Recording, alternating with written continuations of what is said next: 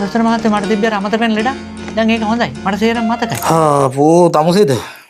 අනිකම් බොරු කියන්න එපා. නෑ ඇත්ත දොස්තර මහත්තයා මට දැන් සේරම මතකයි. මාර දෙයක් නේ. යකෝ තමුසේට තිබ්බ ට්‍රැක් අවුට් එකේ හැටියට තමුසේට මෙච්චර ඉක්මනට මතක ආවා කියන්නේ මේක සමරන්න ඕන. අපි කේක් එකක් කපමු. ඉතින් දොස්තර මහත්තයාගේ ළමගේ උපන්දිනේට දොස්තර මහත්තයා කේක් එකක් ගෙනලා කපන්නකෝ. මං ඕන ළමයි වෙනුවට ඉටිපන්දන් ටික මේ පිඹලා නිවන්න. මට කොහෙද ඔය ළමෙක් හිටියේ? ඔය ඉතින් දොස්තර මහත්තයාට කොහොමත් ළමයෙක් ඉන්න බෑනේ. මොකක්ද ඇටවල ඒ කුණුහරුපෙක්? යකෝ මට ළමෙක් ඉන්න බැරියයි. ඒ පිරිමියා ගවල ළමයි හදන්න බෑනේ. ගෑනුන් ගවල ළමයි හදන්න පුළුවන්. අනේ රෙද්දක් කතා කරන්න එපා. ඒක මම දන්නවා. මට කියන්න ඕනේ නෑ ඒක. ඉතින් දොස්තර මහත්තයාට ළමයෙක් ඉන්න විදියක් නෑ. නෑ හරි නෑ. මට නෑ. එහෙනම් කොහොමද උනේ නාමල් මහත්තයා? නාමල් මොනහු?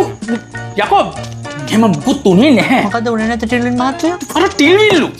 ළමයි හම්බෙන දෙයක් උනේ නෑ. හරිනේ? ළමයි නැහැ මට. ළමයි නැතුණාට දුක් වෙන්න එපා හරෙන්ද්‍ර මහත්තයා. හැමෝටම දරු සම්පත නැහැ. හැබැයි ඔකට අර කපුකමක් තියෙනවා මේ තැඹිලි ගෙඩියට කිරි දාලා මෙහෙම මේ තැඹිලි ගෙඩියට කිරි නෙවෙයි තැඹිලි ගෙඩියට හාක්‍රොස් පටාස් ටිකක් දාලා තෝගේ ඔලුව උඩින් තියාගෙන තෝගේ මොලේ පෑදෙන්න. යකෝ මට කලින් ඉඳන් ළමයි ඉන්නවා. මොකද්ද තෝ කියන්නේ? පදින්න කලින් ළමයි හදන්න එපා. බ්‍රහ්මචාරී ජීවිතේට හොඳ නැහැ චතුර මහත්තයා. මොන ඇක්ටිම්බ කුටුම්බ නිවාස අතර බින්කුට තෝේ නොද යකෝ මට බ්‍රහ්මචාරී ජීවිතය ගැන කතා කරන්න.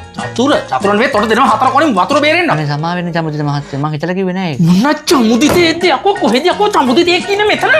තමුසේ කිව්ව තමුසේ මතකය ආවේ කියලා. කොහෙද තමුසේ මතකයක් ආවද? ඔව් දොස්තර මහත්තයා. ඉතින් යකෝ තොට මතකය ආවනම් බෙලිහුල්ලු හේ ගෙද්දගම් කියලාවල්ලෝ. තෝ ඒකට තමයි මම කිව්වේ සතුරු සමරන්න කේක් ගෙඩියක් කියලා කපමු කියලා. මොන මගුලද දැන් තෝ මේ වෙන විකාර අහන්නේ මෙතන. කේක් කපන්න. කාගේ කේක්ද කපන්නේ? ඇයි දැන් අපි කේක් කපන්නේ? පොලොස් කොට්ටෝරුව තෝගේ මතකේ දැන් ආවා කියලා කිව්ව නේද? දැන් තෝගේ මතකේ හරි ගියා කිව්ව නේද? ඒ සතුටට. ඇයි මේ කෑ ගහන්නේ සජිත් මහත්තයා? ඔන්න සජිත්ද යකෝ. මහත්තයාගේ ගේ ගම් වතුරට අහුණාද? ගේ රිපෙයාර් කරගන්න රජයෙන් ලක්ෂයක් දෙනවා. ලක්ෂ 25ක්.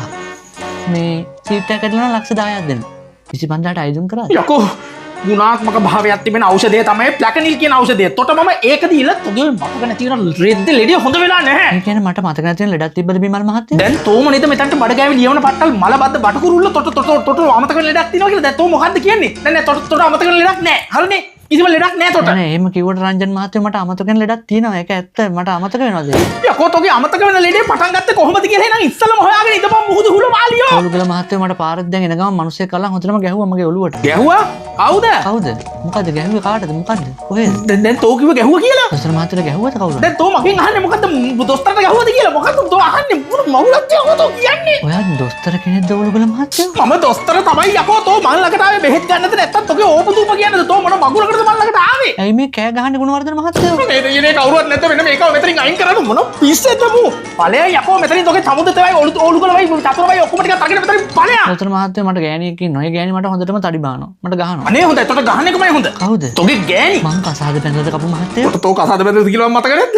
යකෝ තෝගේ ගෑණිගේ ඉවසීම කොච්චර හොඳයිද කියලා මම මේ කල්පනා කරන්නේ. මට මේ වෙලාව තියෙන ප්‍රෙෂර් එකේ හැටියට. මගේ ගෑණිගේ ඉවසීම ගොඩක් හොඳයි ඩඩ්ලි මහත්තයා. අපස මොකද එහෙම කියන්නේ? ඒ කියන්නේ මං හැමදාම ගෙදර යද්දි මට අමතක වෙනවා මට ගෙදර ගෑණියෙක් ඉන්නවා කියලා. ඊට පස්සේ අපේ ගෑණි කොස්සක් කරන් පාරවල් තුනක් ගහලා මතක් කරලා දෙනවා. එයා තමයි මගේ ගෑණි. ඔබ කසාද බැඳලා ඉන්නේ කියලා සිරිසෙන මහත්තයා. ඉතින් ඒක කොහොමද යකෝ ඉවසීමක් වෙන්නේ? ඒ ගෑණි තොට ගහනවනේ පොල්ලක් කරගෙන. කාගේද? තෝගේ ගෑණි. මගේ කසාදේ කවද්ද වුනේ ඇල්විටි කළ මහත්තයෝ? මේ යකෝ තෝ මොන જાතිය මිනිහෙක්ද? තොට යකෝ මේ කියන එක මේ මතක නැන්නේ. තෝ මොකෙද්ද? තෝ මිනිහෙක්ද? අපි ගෑණිත් මට ওই කතන්දරේ ওই විදිහටම කියනවා දොස්තර මහත්තයා. ඒ මනුස්සයා ඇත්ත කියලා තියෙන්නේ. කවුද? තෝගේ ගෑණි යකෝ තෝගේ ගෑණි. මං කසාද බැඳ කවද්ද ජයසේකර මහත්තයෝ මොනවද මේ කියවන්නේ? තෝ කසාද බැඳපු දවස මම කොහොමද දන්නේ මොංගල් මහත්තයෝ තෝනේ ඒක දන්නේ? තෝ මොනවද මගෙන් අහන්නේ ඒක? මේ ඕලුගල මහත්තයෝ මං අන්ත අසරණ වෙලා ඉන්නේ මගේ පැමිණිල්ල ලියා ගන්න. මම දැන් පැයක් තිස්සේ මෙතනනේ. පැමිණිල්ල ලියන්න තෝ හිතුවද මේක පොලිසිය කියලා? ඕලුගල ඉන්නේ පොලිසිය. තෝ නම් පොලිසියට කියලා ඕලුගලට පැමිණිල්ල දාගන්නවා. මම දොස්තර යකෝ. ඉතින් මම දොස්තර කියලානේ කිව්වේ. තොට හැම ඇට කෙහෙල් මලක්ම අමතකයි. හැබැයි තොට මෙතනට පාර අමතක වෙන්නේ නැහැ නේ. තෝ කොහොමද මෙතනට හොයාගෙන මාවම කන්න බලාගෙන තෝ මේක පල්ලෙම රින්ගනවනේ. නෑ නෑ අනුර මහත්තයෝ මට පාර මතකයි. ඒ උනට මට යන්න ඕනේ කොහෙටද කියලා මතක නෑ. යකෝ තප්පදෝරු ඔට්ටපාල පොල් කුරුමිනියෝ මේක මගේ එතන. තෝගේ එතනක් තියනවා තෝ එතනට ඵලයක්. අන්න ඒක තාම මට මතක නැත්තේ බ්‍රෝකර් මහත්තයෝ. යකෝ මම බ්‍රෝකර් කෙනෙක් නෙවෙයි මම දොස්තර කෙනෙක් මේ පේන්නත් උඹට. ඉතින් ඒකනේ කිව්වේ. මොකද්ද? සමුදිත මහත්තයෝ. තෝ මගේ දැහැට පේන්නේ නැතුව මෙතනින් ඵලයන් යන්න. නැත්තම් මම තොට මොකක් කරයිද කියලා මමවත් දන්නේ නැහැ. හරිද? දොස්තර මහත්තයෝ. මොකද යකෝ මගේ නම කී කෑ ගහන්නේ? මට සේරම මතකයි. මට සේරම මතක් වුණේ දොස්තර මහත්තයෝ. අර ඵලයන් යන්න ඔය තෝ මේ පාරත් බොරු කියන්නේ. තොට කිසිම දෙයක් මතක නැහැ. නෑ දොස්තර මහත්තයෝ මං ඇත්තටම කියන්නේ මේ පාරක් ඇත්තටමයි අම්මා බල්ලා. ඒ කියන්නේ දැන් තමතර ඇත්තටම හොඳ වුණාද? දැන් හරිද දැන් ලෙඩේ? මට මොකද්ද උනේ ප්‍රියාන් මහත්තයෝ? යකෝ තෝගේ අමතක වෙන ලෙඩේ ගැන මම කිව්වේ. ඕක කලබල වෙන්න දෙයක් නෙවෙයි. සාමාන්‍යයෙන් අමතක වෙන ලෙඩේ හැමෝටම තියෙනවා. මේ එක දිගට බෙහෙත් ටික ගත්තා නම් හරි. එහා පැත්ත හැරලා හොඳ හුස්මක් ගන්නකො. අනිත් පැත්ත.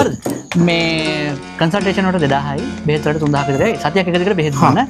මොන හැටි තිබ්බොත් මට මේ ડોකියුමන්ට් එක WhatsApp කරන්න. කො අනිත් පැත්ත හැරලා හොඳ හුස්මක් අරගෙන මේක ගහගන්න. නෑ. තෝ මොක තියාගනින් මම මේක ගහගන්න මගේ ඊළඟට ආයෙන යකෝ තෝගේ අම්මා ඔබට මතක නෑ මට අමතක නෑ අපේ බා